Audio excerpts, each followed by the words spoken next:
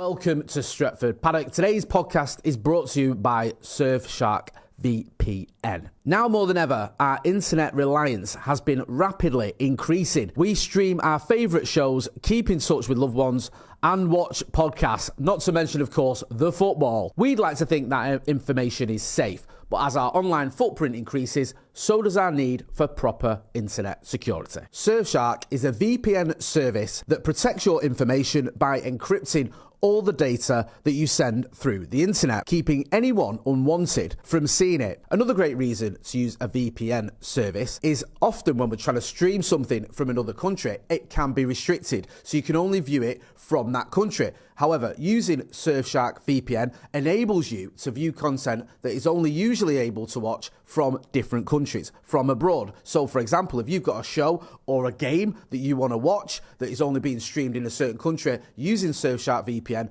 that will allow you to watch that. So that can be channels and services such as Netflix, X or Twitter, Amazon Prime, all those different channels and services that you may only be able to watch in different countries. With Surfshark, you can simply solve that problem by changing your location.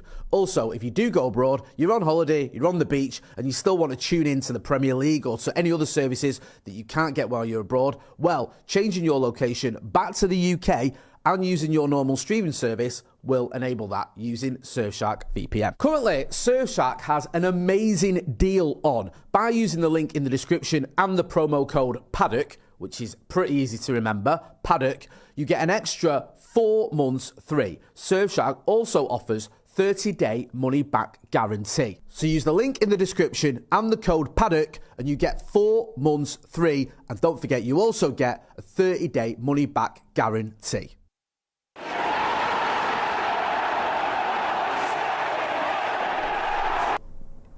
I feel like we're back this week. I feel like me and you are back on track. Sorry, a bit of windy pops there, because last week we had a bit of a weird brew, didn't we? Because Carl Anker was on, and despite your best efforts, he did manage to talk about football. I thought my effort was valiant, to be honest. It was valiant, and you kept going and you give it at least a good 40 minutes. I noticed the brew ran for about an hour and 20 minutes, and that was just Carl waiting. Oh, got me in the shit, that did. I had to leave at 5. Carl was waiting to go for his tactics board. And he did a fantastic job. We love Carl Anker. So Janine was off to some calisthenics class miles away as well. But tonight she wants a Chinese, so... I love a Chinese Different meal. Friday. What do you have on a Chinese meal? Me, I go with like picky bits.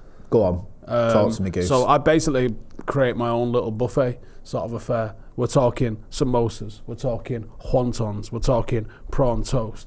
Maybe this is like prawn toast. Maybe a bit of a, just like little, basically like a lot of starters, like almost like a Chinese tapas. That's nice. I like that. I'm a big duck in orange sauce fan myself. Yeah, don't really fuck with any of the dishes on their own enough to like. I don't mind a beef curry, obviously. Yeah. But I don't really.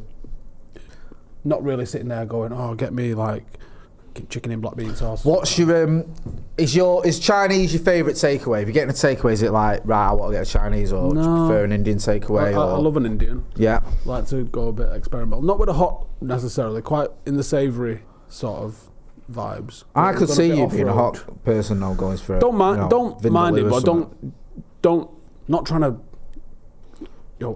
make your eyes water. Someone, yeah, I'm not into that. Janine likes a dead hot one, so like. I'm proper boring, me though. I'm like chicken korma and all that. I know it's bad. You shouldn't even be allowed to order a chicken korma. Like it is bad. It's like worse than a masala, and that's bad enough. But I'm not a hot person when it comes to food. I'm proper beige when it comes to my food. So I'm not really one of those. I mean, I keep it kind of boring with like, I love a pizza. Yeah, you can't go wrong. Pizza's cheat tea with the kids. If I'm making tea for kids, the kids. It's pizza. It's just so easy, isn't it? Slam a couple of pizzas in the oven for 15 minutes, there you go. And everyone's happy as well. No one's moaning, no one's going, oh, we've got pizza. It's an easy one. Do you know what? If someone was like, actually, I don't like pizza, just go over here a sec. Yeah. Get out. Yeah. Harry. Square in the back. Harry says, just watched your new video, Steve. Buzzing for you. Yeah, I mean, again, this is a bit of a deviation from the brew, but we might even talk about what's on the thumbnail. We have stuck it on the title, yeah. Yeah, but you know the only reason we're going to talk about what's on the thumbnail, because we're not put on the thumbnail like United news, whatever, May new contract or whatever. Wouldn't be what I choose to come here and talk about. But I guess it's closer to anything we would talk about than, like, yeah. should Garnacho play on the right? Yeah. Oh, not this time on a Friday. And also, this is the worst. This is as bad as it gets for United talk. Me and you on a Friday afternoon, we've mentally checked out anyway. It's international break. And I know you've been doing it on Paddock and probably your own channel as well, where, you know, you make content and you have to make content. You have to report what's being reported. You have to sort of analyse stuff. But then you get to a point where it's like, Jesus Christ, just hurry up United and play a game already, because there's only so many times I could talk about what we might do. We need some input. Yeah, we actually need some football to talk about. And let's be honest, no one cares about international football. Like, I don't even know the results. Best tea, says Brian, is chips, eggs and fish fingers. Get out. I don't think I've had that combo. Chips, eggs and fish. I must have done him during my lifetime. I don't eat eggs, so... Do you not? No. Very good for your eggs, isn't it? I've just started getting into the omelette game. I'm very loyal, me, Jay. And my best mate growing up, was basically like my brother. We was basically raised together, right? So my best mate Stu, who was growing up, he was allergic to egg. Yeah. So I didn't eat egg either. And at 41 years of age, still don't eat egg. And you know what's mad? Yeah. He's no longer allergic to egg and he eats egg. So he left you behind? Yeah. You did all that for him? I'm keeping a good fight. You sacrificed yourself for him? You used to even have to strain the chicken out of chicken soup for him. Seriously? Yeah, it's dedication, that, man. You stuck with him all those years, and now he's just yamming eggs constantly, just absolutely shoveling eggs down his throat. Knob. Do you know what I mean? That's proper sell-out tackle. That's like grassing. Harry, in the super chat, I don't know why I shouted Harry, forgive me, says, just watch your new video, Steve. Buzzing for you. Yeah, I've got a bit of an issue with you. I don't like this. I got stopped yesterday again. Right. And I used to get stopped now and again years ago. Tell Howson this, Howson that. What did Howson say the other day? Then none of that. Then that all stopped. Then that just, that went quiet. And then recently I've been getting stopped. People going. And there's two things that annoy me when I get stopped. Right. One is, mate, watch it. Joe Smith is so funny. I get that far too often. Right. I get stopped. I get it at Old Trafford where I stand off my mates. And then another one I've started getting is, bro, tell Steve, inspirational. Yeah, I wasn't aiming for that. I know you weren't. I think anyone who knows, you did not sit down and go, how can I be the most inspirational like you? You were just honest. It's you, which is what everyone loved about it, I think. Very honest about, losing all the weight and the journey you went on to do it. And as Harry pointed out there, buzzing for you. Because me and you were chatting off camera then, and I don't know, did you, at the time when you was carrying, like when you would hit your top weight, what was your top weight? 293. 293, sorry, so you did say that. The YouTube video, I wanted to film it in December. I got to 193 in December. Right. And that was the only time I sort of had a weight in mind. As you start getting to like, from your peak, my peak was 293, but I probably hovered between like 270, 280. So it wasn't around. But to be fair, when you're that heavy as well, you're not really getting on the scale every day because it ain't good news. Yeah. It's not like you're not, like at the moment I get on the scale every day because I'm actually like invested in where it's going. But at the time you're just not. No. But I did peak at 293. It might have been higher. What was that gaffy not in Vegas? What did you have to be to get a discount? Oh, I was miles off that. Yeah, because you were like free. It was because I think we were like, Steve, you're gonna make me and Ethan. Yeah, it was ridiculous. Heart Attack Grill. Yeah, and it was like there was just a thing when we went to Vegas. We only went downtown Vegas once, didn't we? Like on the last Fremont Street. Yeah, and there was a thing there, like a restaurant. I use the term restaurant loosely. Not really a restaurant, is it? What was it? It was just like a feeding trough. Yeah, like it was like basically a trough. Yeah, it was. It was like a pigsty, and it was like they had a scale outside, and if you were like basically ready to keel over and die because of your weight, you get was it a free meal? Oh, probably not. Probably like 2% off or something. It was, but the weight you had to be was like, it was big boy. Yeah. It was ridiculous. I can't remember the exact weight. It was ridiculous. And Steve was the only one out of us lot because you've got me, yeah, all right. Macca, shut up. Ethan, behave. And even Joe Smith, who's tall but he's not big. And Steve was the closest one we had to, and he was miles off it. But I remember, like, I've said this a few times and I've said it to you before. At the time, I mean, because me, I've known this for years, doing content, and even when he was at your biggest, I didn't think of you as being like, wow, look at Steve, the size of Steve. But when you look back at those videos, you think, oh, like, that's a big lad. There's a scout report from August, which is obviously pretty recently in the grand scheme of things, where you just click on it and you go, fucking hell. Like, because the ones from years ago, they feel like fair enough, but ones from like August and stuff, you're like, shit. That don't feel long enough ago to be as dramatic looking as it is. And even some of the Stairmaster challenge ones that I did, that was only in August into September, and even on those, still look massive. It's mad as well because you run a football team, so you're active. You're not like not doing Well, I was anything. always doing shitloads of hiking. Yeah. I mean, the Red Bull was a big catalyst, and it was 1,000 a day. Like, how many times do you see me on video now with these? Did you have them in America? Yeah. I thought because I remember you having that bottle like that. I didn't know if it was the same thing you was drinking. Yeah, so I took that powdered drink out to America with us because I managed to do a week without a Red Bull before we went, and I literally remember thinking, if I can get through America, because that's 2 weeks, which means it's 3 weeks by the time I get back. It's 21 days to form a habit, is what they say. Really? Yeah, so 3 weeks. I didn't even know that. Yeah, 3 weeks to form or break a habit is what they say. So if you can do something consistently for 3 weeks. Is that with anything? So that with drugs or with drink or anything? I'm not sure, maybe. I'm just curious, that's all, 'cause I didn't know that. I don't know. But that's the game, is 3 weeks to break or create a habit. So I thought, well, if I can go, I've done this week, like the first few days, piece of piss. It's just a little bit of willpower in it. Yeah. But if I can go travelling, think about all those little extra habits, being in an airport, and I knew I was going to get on the smash. So it's like being hungover, being jet lagged, being like convenience, on the go, working late, all the things that happen on a tour. If I can go all of that without having a Red Bull, and they're fucking everywhere in America as well. That's what I mean. That must be difficult because, like you say, it must have been so easy, or it would be so easy. No, you didn't. To just go. So you know what? Just while we're away, I'll still do the Red Bull, and when I get back, then it'll start. Do you know what I mean? Yeah. Like I don't know why. I just was like, let me just see if I can get through this, and then got through that, got back, and hadn't had one, and hadn't really wanted one either by the midway through. Yeah. Like there's a bit of caffeine in that, but there's no sugar, and it was a combination of that. Then started the Stairmaster, and a combination of just that and seeing the results of that.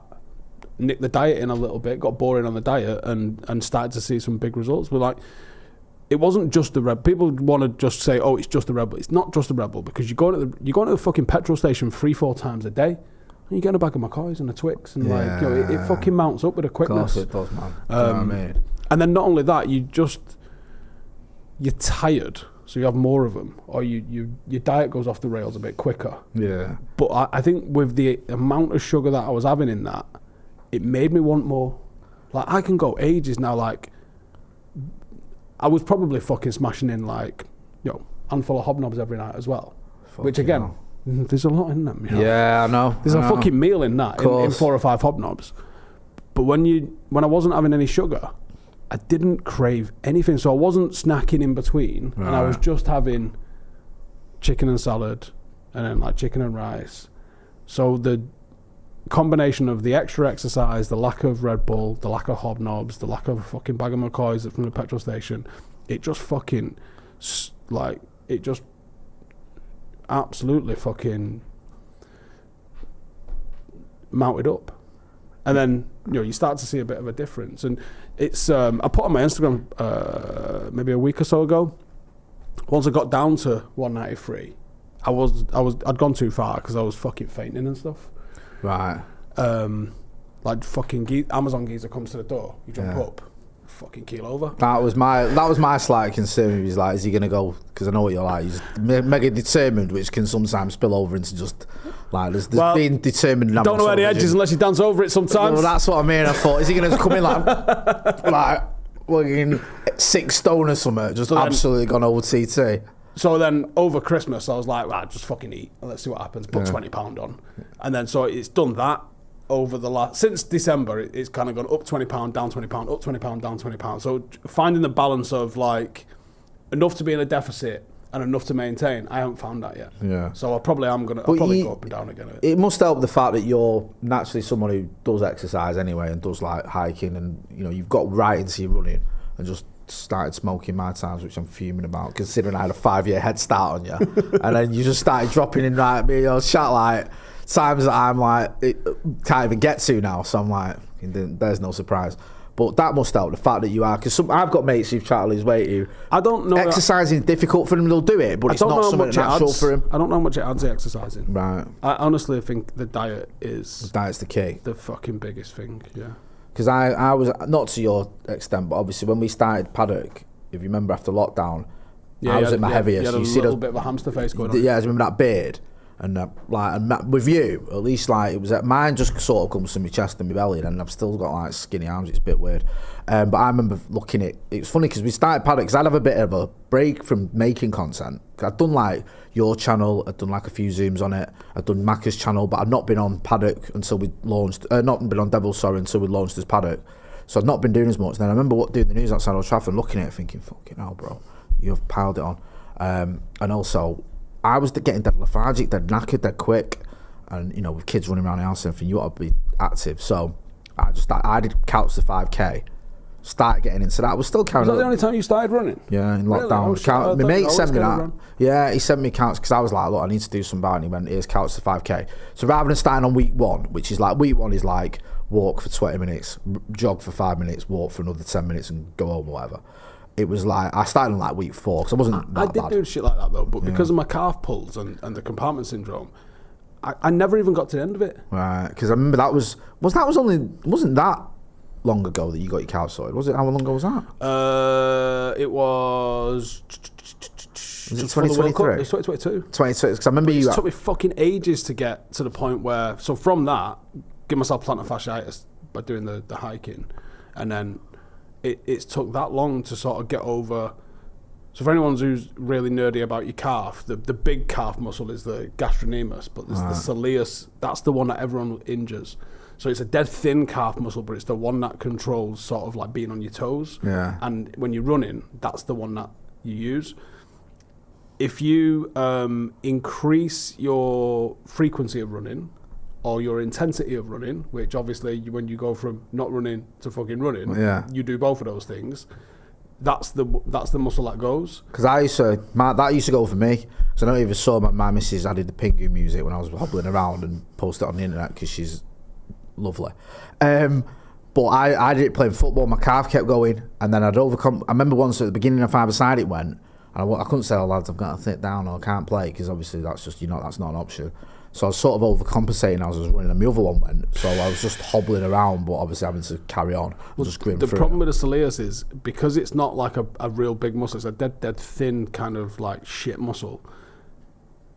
You think it's healed, but you can't test it without running. Right, yeah. So you think it's healed and it's gone. So when you see like probably something Luke Shaw's dealing with at the moment, like you think it's sound, but it ain't sound. It's so depressing as well. It takes years to get it. Well, it's took me years to get over it. I don't know about everyone else, but apparently it's a really, really common one that's just really hard work to get over. Because I mean, not to your extent, obviously you had to have an operation and everything, but I remember when my calves kept going, and I'd get to a point where I think I was alright, and I remember going for a run once, and I did a 5k, or no, it was 10k, and I got to the point where it's 5k and I have to turn around, and just before I got there, it went. So I knew I was 5k. You know what I mean? It's the worst place because, like, obviously even if I walk back, I've still got to walk the furthest distance. But I remember getting a bit down about it because I couldn't run as often, and you know, I used to get like my missus noticed it. I'd get a bit angry if I hadn't been for a run a bit low because it was kind of like just getting out for an hour, just running and just chill out and that. So I couldn't run for a little while. It used to fucking drive me mad. Honestly, I know that sounds a bit daft, but it was one of those where I felt it, do you know what I mean? Not physically, but mentally. I felt the strain a little bit. A few more super chat. Well, there's a chat here. Hadaliam says, Steve, the scout report on Gokares did. That's the one where I was like, holy shit, he's lost so much weight since then. When was the Gokares one? That must have been a little while ago. Seen who's been linked with Gokares. You probably did that when it was at Coventry. It was at Coventry. That's what I'm about to say. Look, there's no surprises. Davo Dukic says, well done, Steve. I'm at 293 now. Have you tracked calories all this time, and how important is that? What's your daily goal now? Joe does his calorie stuff. Do you do that? Yeah, it was. I can't remember who I was chatting to. It was either like I really want to reply to everyone that's commented on that video. If you've not seen it, I lost 100 pounds is what it's called on Howson IRL. There's so many like amazing stories, and people have really trusted like myself and the audience with their journeys and the things that they've come through. And there's obviously so much suicide in there from family members, loved ones, and stuff like that. And I promise you, I'm going to get through all of them. But I'll be honest with you, it fucking floored me the last 2 days with some of the messages, mate. They've been too much, if anything. It's good to hear it. I've read them all, and I will get to them all. But I need a week or something to get my head round them myself. But what was the fucking point of what I was trying to say here? We're talking about calories. Watching calories because I said someone's asked about it, and I know Joe. If you ever go out for a scram with Joe, he'll be like, he watches his calories. So like we go and get a burrito bowl, whatever, and he'll know how many calories are in it because he's So someone asked me. I can't remember if it was a DM or whatever, or if it was someone WhatsApp me or whatever. But I was saying about, do I track my calories? And yes is the short answer, but the longer answer is I wasn't. You can, and I have, especially if I went somewhere I wasn't 100% sure. There's an app called Synopsis where you can literally just take a photo and it'll tell you what's in it. Really? It's amazing. Mate, in technology, amazing. Just unreal now, man. It's amazing. Sick. Like, it even knows, is that, whatever. Yeah. And I said I got to the point where I know what's in the 2-3 things that I'm having. So it wasn't like I was on the apps all day, every day, with everything that I was eating. I picked things that I knew what was in them, and I just ate the same thing every day. Right. And I like, my wife's a pain in the ass for it. She'd be like, "Oh, I've had that once already this week." And I'd be like, "I've had that already today. Like, what's the fucking problem?" Like, I really don't care. Like, it's fuel. I'm not bothered. So like, I don't like. She messaged me today, so I really want a Chinese, and I'm like, yeah, whatever. Like, I'm easy with it. I hear that. Basically, it was the Tesco. This is not obviously sponsored by Tesco.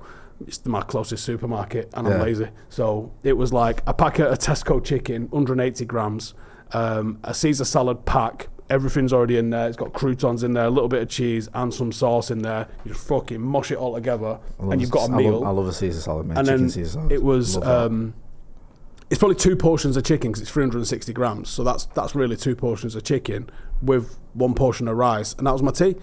And because obviously it's 2 portions of chicken, it's quite high in protein, and I was just having that every day.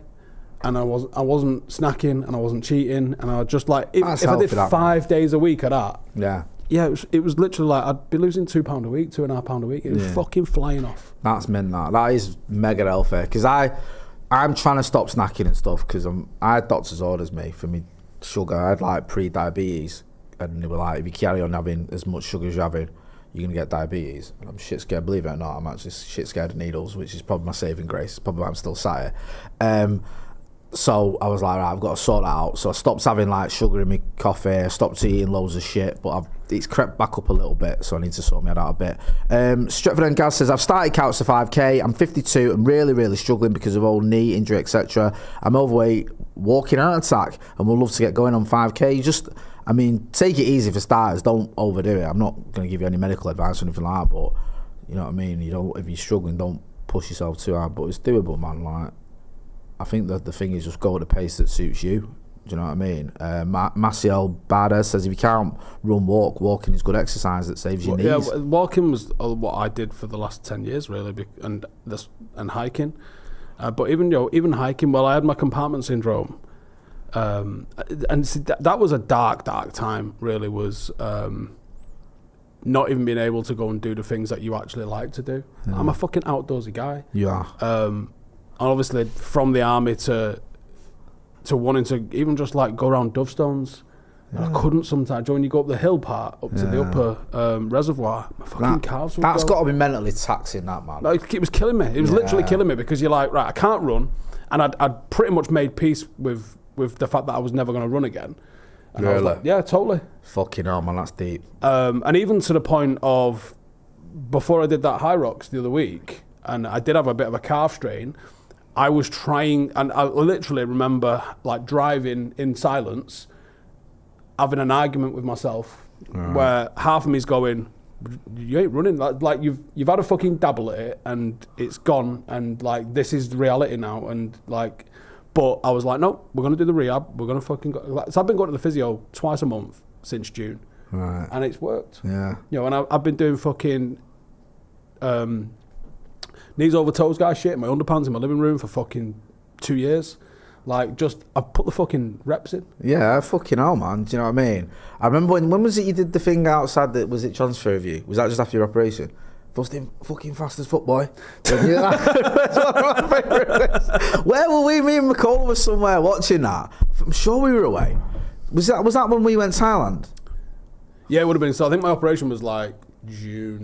Because I remember I was watching it somewhere, me and June, Macca, July, and maybe, you weren't there, so that might have been that. Yeah, that was. But then, you know, when you're taking a step forwards and having to take a step back, that must be hard as well, because that fucking that's got to be tough. Chris Barnes says, "You boys keep me going. I was suicidal, but love your shows. Proper, down to earth. Appreciate it, man. Hope everything's good." So on the thing as well, because loads of people have been like, "Oh, you're doing TRT." Yeah, I am. Right. So testosterone replacement therapy, and I know obviously Manuel's been sponsoring some of the shows on this channel, so I'm sure you're going to hear more about other people's TRT journeys. Yeah.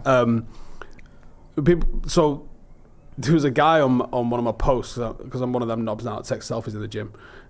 We've all done it. Even I've done that. I thought I would never be that guy, right? And I had to put a disclaimer, sorry for being that guy, but this is like my fastest 10k ever, so I've got to post it. And I'm in the gym now because it's cold and I've started running indoors. Anyway, sorry, go on. So there's a guy saying, "Oh, it's not natural to put that much fucking muscle on," and blah blah blah. And then loads of people are like, "Oh, you're on TRT." I am, but I have a scale that tracks everything that I'm on. I've actually lost about 15 pound of muscle. So when I've lost the weight, I've lost shitloads of body fat, obviously, but I've also lost. I'm smaller now than when I was heavier. Like, I'm actually smaller. And for ages, like I've smashed the gym like it owes me money, like properly fucking smashed it. And I've been doing an upper body circuit 3 times a week, because as I was losing the weight, I was going, fucking hell, you look ill. Like, my shoulders and my chest, and I was looking really bad. But yeah, I am on TRT. I've been on TRT for 4 years. So this isn't something that in the last 6 months I've just gone cheat code. I've been on it for 4 years, and it's the dosage that I'm on. I think like the bodybuilding dose is like a year's worth of what I have in a week. Right. Something like that. To be honest with you, right, if anyone's questioning you, like, you're the last person I could question, because you like pretty much document everything you're doing. Do you know what I mean? It's not like you've just rocked up one day, lost a load of weight, and everyone's going, hang on a minute, how's that happen? Yeah, I've pretty much been talking about it and making videos. Talking about it, making videos, posting on socials, like what you do. You're in the gym every day, so it's not like there's some sort of cheat going on. You can see what's going on. So I think it's obvious that you've worked at it and made it work. Plus, you've spoken about stopping drinking Red Bull, other changes you made in your diet as well. It's all there. Brian Kelville says, Steve, ever use glucomannan, tempura L-carnitine, amino acid tablets, sweat-inducing bodysuits? And Jay, it's Keville, not Kelville. I said Keville, but he's put that at the end of his super chat. Super chat, you got to read it out. No. The only supplements, because there's been so many fucking questions, obviously, this past week. The only supplements I'm on is creatine, obviously, and something called Animal Pack, which is like a multivitamin. That's it. Was there any worries or concerns you had when you posted that video that you might get a negative response? Was that a thought in your head? Yeah, because the internet can be horrible. Like, it can be. Social media or YouTube comments or whatever. People can just be on one for whatever reason, and it can get in your head sometimes. Was that a concern? It was, but it was less of a concern after the clip that I put on socials, which obviously has got the line about, I did try and fucking bleed out in my kitchen. Yeah. So with that being it just made me think about the conversation we had yesterday. Yeah, I mean, you sort of see if you want to have that conversation. Sorry if you want to. Yeah, well, how can I tell the story? Let me get me. Go on, you tell your story, and then I'll tell you my point of view for it. So when I posted that on Sunday, I wasn't going to post it as a reel. I was going to post it as the second fucking slide in a little carousel, and then I thought, as you do, I'll stick it as a reel and see what it does. And it's done like 250,000 views, and the response was pretty much the same as the video, although the video had more depth and more to it. So I think has had more in-depth responses because of the nature of it. But following that, I thought, this is probably, I think it's going to resonate. And I reshot that a few times, that video. Like I said, I wanted to film it. I started filming it in December. Right. And then was never happy with it until last week. And actually, even when I posted it on Wednesday, there was things I wanted to change. Yeah. But I thought, do you know what? It's just fucking... You might get into that thing where you never ever, if you get to that thing, never ever going to be happy with it. There's always something, and you have to at some point go, right, that is it. That's the final cut. That's the edit. Get it out. And obviously for me, as even if it wasn't your friend watching, I'd say, right, that's amazing. But then there's always that fear you might get people who are like, the even if it's one or two who are like, oh, fuck, whatever, and that can. There has been a couple. There's been a couple. That's got to be the vast minority, though. If that makes sense. To be honest, it's almost. It doesn't affect me at all because it's almost like. There we go. Like it was almost kind of like. Well, there's got to be one. Like it's almost not real if there isn't. No, that's it. Innit? You're always going to get, no matter what you do, because me and you were talking about that, because we've never spoke about it since it happened, have we? Like until yesterday. No. No. And it was kind of because obviously when you cut yourself, I was in there the other room. We were doing an interview with Henry Winter on Zoom. And my WhatsApp is on my laptop. Me and Ronnie are sat there chatting to Henry Winter, and the WhatsApp came up with half a message off your missus, and I was like, what? Like saying what had happened. And I don't know if you'd be able to see it on the video, you might be able to see the point in the video where my head goes like what? Then I'm like, do I stop this? Because like Henry Winter's mid-flow, and I couldn't quite see what was going on. Like I wanted to get... It's a tough flow to stop that as well. Yeah, because we love Henry Winter, but he does like, you say hello and he's talking for 10 minutes, that's why he's great. So I was like, my head's gone now, and I'm not even listening to what Henry Winter said. And then there was just like, he stopped talking. Ronnie sat next to me, and I'm like, yeah, what are we talking about? I've completely forgot. So we wrapped up the interview shortly after, and I rang Ginny and spoke to her. She told me, and I was like, oh my God, like, tell him, if he needs anything, I'm here and all that.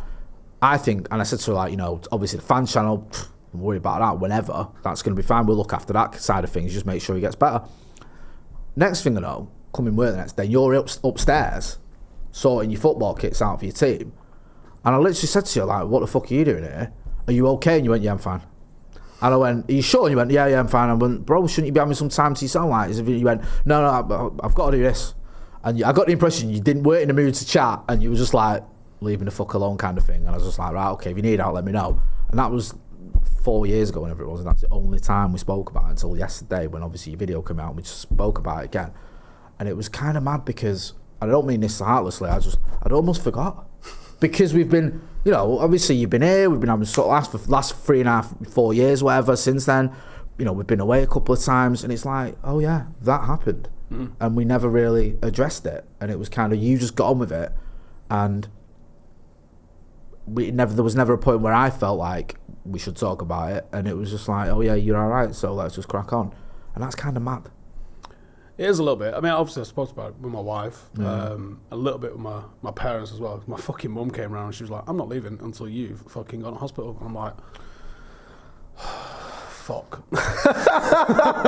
Which is awesome, by the way. Let's have it right. That is a proper right thing to do, isn't it? Like, it is. You know what I mean? It is, yeah. That's what you need. And especially you. Yeah, and all I want to do is like make jokes about it. It's like, Janine did all the knives in the house. All of them. That's what I mean. She had them very well. I found them immediately. I wasn't looking for them. I just opened a bread bin and it was all there in a Tesco bag. I'm like, that was really well hidden. But she's ace, Janine. I'm not saying that but she like, for her as well, like she's like got to sort of deal with this and be there for you. And we also had a bit of a fucking chat about that because it's a pretty scary thing. It's a pretty terrifying thing, and obviously like there's issues that come out of that with her.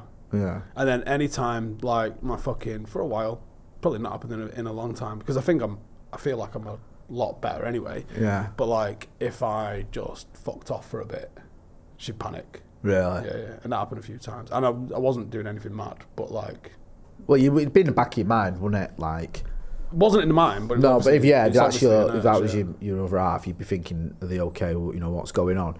And I think you got to, and I love the facts in your video as well. You gave Janina props. I gave her flowers. Like, oh, she's because I'm probably not the easiest person to be married to. I think that goes without saying. I can say that. She is a fucking ledge. Like she's fucking ace as a mum. She's ace as a wife. We get on well. We work together, which is a fucking problem for a lot of people, probably. 2 shifts we lasted, me and my missus. On the soccer dome. 2. And it ended, and Vaughan won't mind me saying this, with us in the car park screaming at each other as my boss was like, the customers, and I remember saying, fuck the customers, because we were just going at it. And I love him, but that was it. We couldn't work together like you do. Yeah, so no, she is a fucking ledge, and she's been brilliant through this entire kind of process. and we've had some real fucking good conversations about, how it got to the level it got to, and, understanding. The thing is, especially with soldiers, I know as many of the lads that I've lost at their own hand as we did at the hand of the enemy or on operations. And I'm a fucking contrarian at heart, Jay. And I don't want to be a statistic that's done what everyone else has fucking done. Yeah. But I find myself in that fucking mix for whatever reason. And that was annoying. Almost being like, fucking hell. Oh, mate, well. Predictable. That's predictable and annoying is one way of putting it. I know you're able to laugh at now, but it's like, it would have been devastating, obviously, to Janine and your family and everything, but, to us as well, because I never thought of that. That was so shocking. Because you've had a few chats, and I know when I started to get to know you a little bit better, because when we first worked on Devils, it was just mainly content. We do content, chat 5 minutes and 5 minutes afterwards, before and afterwards, sorry. That was it. And then when we started doing a bit more, when you really helped me out when I started doing more on Devils, and we'd spend, hours chatting, I used to think, like, there's a lot going on there with Steve, I didn't realise. And then we started this channel, and you threw yourself into it. You doing all the planning for it, and this is where, you had the studio, and at no point did I think that was going to happen, which was the shocking thing for me, because you were Mr. Enthusiastic, and not controlling, but organising a lot of things, big team of staff for your channel, this channel, and it was just like, hang on a minute, what? Do you know what I mean? It knocked me for six, because in many ways I thought, actually, that's like the last person I'd think that would happen to, and that's not. I don't mean that as dismissive, but just because I think that is the case, and the football team as well, because you're the manager of the football team, you were so keen for that to be a success, and you had all these plans, and I'm going to do this, and I used to say to you, I've no doubt in my mind you will do what you're planning to do, because I know what you like. And then while all this is going on, then all of a sudden that message drops, and you're like, what? But it can't. I think that's how it goes. Yeah, I don't think there's I think either the stereotypes or the perception probably of what people going through that sort of stuff is probably either incorrect or I don't know, just wrongly labelled, I think. Yeah. And I've had 3 bouts of therapy. The first one I mentioned in that video, it was almost comical, actually. Really? Yeah, because like I said, the army, there is a stigma in the army. Like the doctor that I was having my ankle checkup with, he shat himself. So I literally just sat there, was sitting there in front of a computer, and I'm literally staring at the wall. And from what I've heard from friends and stuff like that, I probably was a tad aggressive after we got back from Afghanistan. Iraq. And I got no qualms in saying like that. The bombardments that we got in Iraq did shake me in a way that I didn't expect. And I went from that onto a promotional course. So I've gone from being bombed for real, for them trying to sleep deprive me and bomb me, pretend to simulate the stress of trying to lead under fire, which probably wasn't a good idea in hindsight. And I broke my ankle on that course, and so I'm having a checkup for my ankle, and the guy's like, literally just bullshitting, and I'm one word answering him because I don't want to talk. I'm pure Clayton Blackmore interviewing him. And you know. And he goes, he just dropped something like, "Oh, how are you sleeping?" and that. And I went, "I ain't slept in months." And it was the truth. And I don't know where it came from, because I went, "Fucking hell, what have you said that for?" Because there is a stigma like you dick. Yeah. And he literally went, "Oh shit!" Like he'd clearly been briefed. Yeah. If any of the lads say this, you need to fill a form in. Right. And he literally went, "I've got to fill a form in," and like he pulls this out, and I'm like, "Fucking hell!" And then I got referred for treatment up at Catterick, and again, like, it's funny because they're like, you have to tell people you're going for physio. You're like, why? And then you get there and you're like, I'm here for physio, and they're like, are you? This way.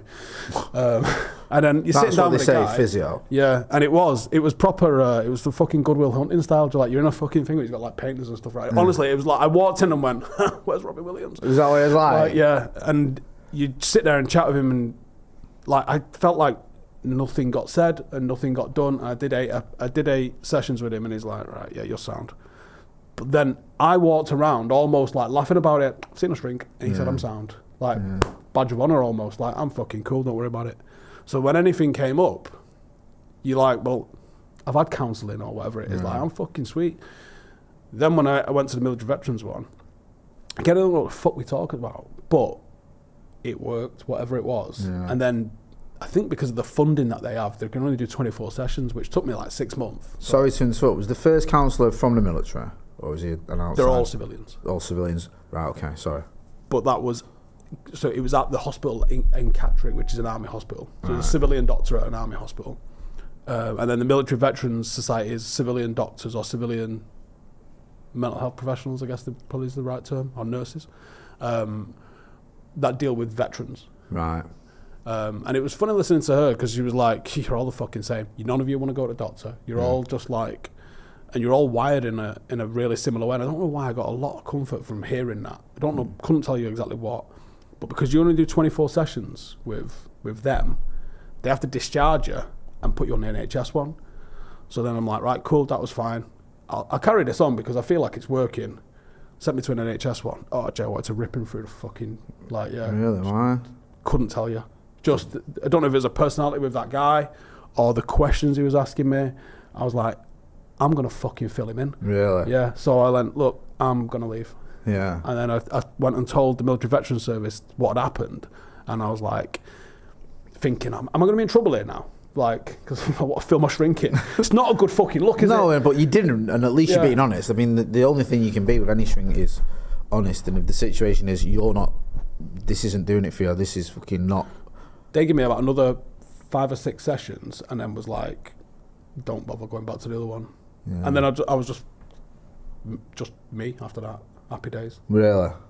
Oh, so got there, but it's obviously a work in progress. Yeah. Yeah. Yeah. I think that's, like I said, and that's not just you, that's everyone, but obviously, especially what you've been through. Different ones. Yeah. The point of what I'm saying is, if you got one, it don't work. Yeah. Don't dismiss it. Right. Maybe find another one, or maybe find another angle for it. Because, like I said, if I'd have gone to that first guy, I don't know if I'd be here. Because that just wasn't fucking jiving in the slightest. It's not the same thing, but I've obviously been to therapy quite a lot over the years for various reasons. Usually. But you got NA as well. That's therapy without calling it that, isn't it? Yeah, it's obviously 12-step, and I've done all that, and it's weird for me because I've done detox, mental health hospital, jail, rehab, second stage rehab, counselling, and now I don't do anything. And I'm not recommending that. I'm not saying that's the answer for everyone. Obviously, everyone's different. But I think for me, there's a multitude of reasons why I've been able to stop drinking. But I've been through a lot where I've got something from all these different things, and I think I'm able to use that now to not drink, amongst other things of having responsibilities in a family and even my age and stuff. The things that I've done where I'm happy not to drink now. It's just, and obviously my missus, like you, my missus has been a big part of it.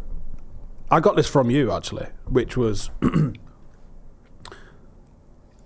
This is really going to come across wrong. It's okay. And I'm not even apologising for it. But, and there'll be some people that do see their arse with this. Go on. I think therapy has to be a tool. And it has to be a first aid and a discharge. And I know that you do nothing. You got put in the right direction and then you went in the right direction. I feel like there's certain elements of therapy where people treat it like brushing their teeth. Oh, it's every day. And even if it's not every day, it's every week. And I feel like that's wallowing. That to me doesn't feel like progress. I think there almost has to be like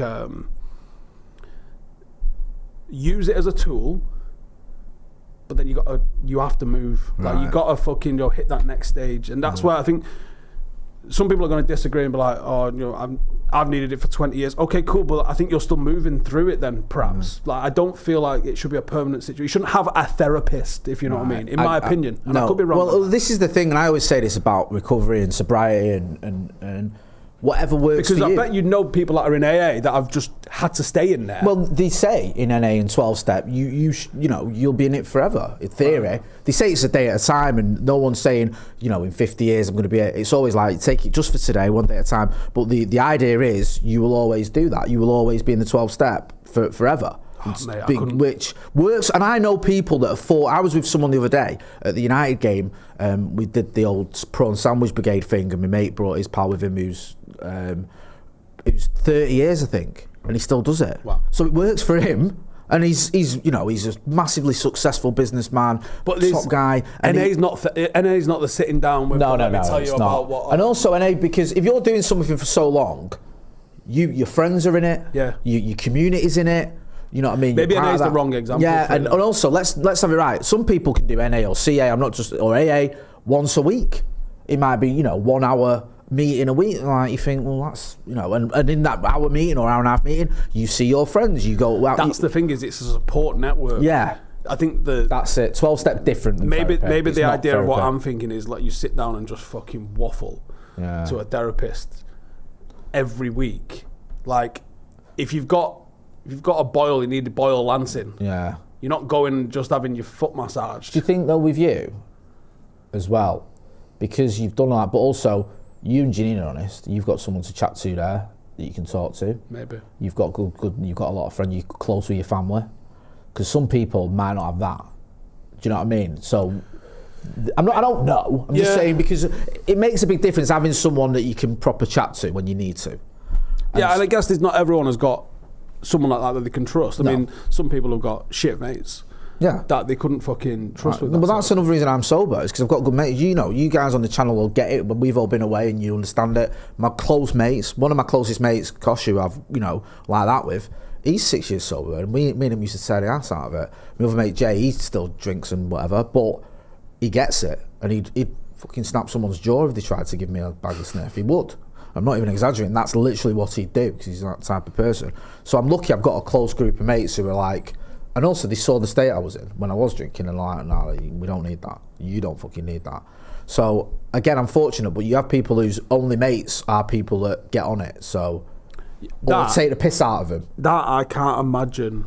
Obviously, my situation is different to yours, and with a drink or a drug one, obviously the social element of that is probably 80-90% of the thing. Yeah. Because you're not getting off your nut to get off your nut, really. Yeah. Are you? You're getting off your nut because it's a social thing, and getting off your nut is a byproduct of that. A little bit, yeah. But for me, I mean, towards the end, I was getting off my nut in my flat on my own. Like, there was no social. I mean, I was, pretending to people that I had fucking sunstroke or whatever just to get out of going. Honestly, I did that once. It was sunny, so I rang my mate, told him, and he believed me. Said, I've been out in the sun, I've got sunstroke, so can't come out, because I had a load of that, and I was just sat in my flat just getting twisted on my own. I just couldn't be asked going out and meeting people. I just thought, I just want to get out of my nut. And obviously, there's different reasons behind that it's not just enjoying that, it's psychological, but there was you have a physiological addiction. Yeah. So there's an element of that, isn't there? Yeah, of course there is. That's the thing. There's a couple of super chats before we wrap up, because I'm conscious I don't want you to get you in trouble again. So Chris says, bring back no fats. training tonight, just Chinese. I don't like skinny Steve. Well, he's tough shit. Adam Twamley says, this is well, in that case, let's get the fucking sausage rolls in, shall we? Yeah, sausage roll pie. Adam Twamley makes a great question here, or great point. Jay, give us what we want, an update on Milk Watch. We are going to find out what milk Rasmus Højlund was buying from Asda. I don't know if you saw the big news in the hashtag Don't Buy the Sun the other day. This was. I can't believe you didn't do a video on this day. What is going on when you call yourself a United content creator? Get a grip, bro. Jesus Christ. He was at Asda getting milk. It was front page. It was up there with the time Bruno did a big shop in Tesco. Do you remember that one? Yeah. Also when Alexis Sanchez was buying Win a lot. That was it. And my favourite was Casemiro using a cash machine. Yeah. Alex Bailey says, like I said in the week... Didn't Onana drop his keys once? Do you know what my favourite bit of that story was? Wasn't it wrong? Wasn't it like he didn't drop his keys, he dropped something else? It was the shittest story ever that was also wrong. Alex Bailey says, he's been a member of the first team for 2 months. Like I said in the week, Steve, you are not alone. You're respected, loved, needed and wanted by me and thousands of others. Must ignore their voices, yeah. Listen, there's loads of people who have been in the chat and said loads of complimentary things and loads of stuff about Steve and the video he did. Sorry I can't read them out, but big thank you to everyone who's reached out as well. And Sam Ford says, normalising this kind of chat saves lives 100%. I agree. Santa Notch says, I bought milk in Asda today, shat myself in case some reporter saw me. You got to keep your eyes on a swivel. Yeah, hashtag true story. If you haven't, go and check out the vid that Steve did on his channel. I'm sure you've seen it, but just in case you haven't, go and check out. It's well worth it. It flew by. How long was that video? Like 10, 15 or something? A bit longer, I think about 17. But we are going to do a follow-up on IRL with Janine, because obviously she's got a lot to say on it, funnily enough. Yeah, I'm right myself. And on the testosterone thing as well, because it's weird because it chilled me out. Really? Yeah, getting my levels normalised. Yeah, well, that's the whole thing behind it, wasn't it? It was like, because when we looked at it, and I'm not just saying this isn't an advert for that, but when they reached out, Manuel reached out to us as well, and it was like, because I'm always wary of anything that involves taking something or testing something, because I'm like, obviously with my background as well, and I'm like, we're not just going to take any money that's offered to us, whatever, but we looked at it, I was like, oh, actually, this makes sense, and I spoke to people that have been, affected by it, or used it, or looked at it, and obviously you've done it on yourself, and you were like, yeah, it's worth looking into, and you were spot on. Right, we're going to wrap it up there. Go and check out the videos I've told you to check out. Big thank you as well, Surfshark sponsoring his podcast. Don't forget as well, we did a video with the 58 and FC United. It's 3 o'clock tomorrow at Broadhurst Park. I think it's 1 o'clock actually. They're doing a bit of a combined protest, so go and check that out. That's been Stephen Howson. I'm Jay Motti. This has been The Brew. Thanks for watching.